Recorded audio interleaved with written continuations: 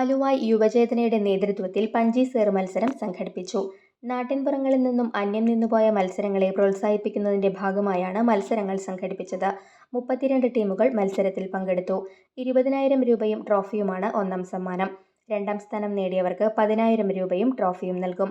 ആവേശകരമായ മത്സരങ്ങൾ ആസ്വദിക്കുന്നതിനായി നിരവധി പേർ എത്തിയിരുന്നു. CV സുരേഷ് ഉദ്ഘാടനം നിർവഹിച്ചു.